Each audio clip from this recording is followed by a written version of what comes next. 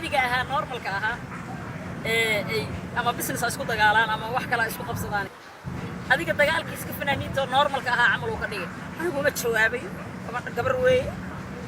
shan gabdhood aan dhalay anigu ma jawaabay xaaj jawaabtaa do you think dadku inay lo yihiin oo adiga kaliya smart tahay maxaa sheegay ani aad caadi isma dagaalinay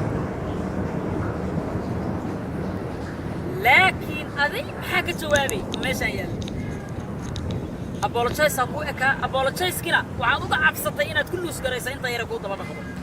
haddaan si caadi isugu dhici lahayn oo aad tiraahdo aniga farxiyo kaba yar Soomaaliya gabar waaye oo gabar la shay uma jawaabayo wax walba ay dhahdo waa normal taas inta yar aad ku daba dhaqday munaafiqiinta inaad luus garayso ayaad uga cabsatay inaad apologize siiso marka munaafiq baa tahay kowdheeshaaduna kuma dhacayso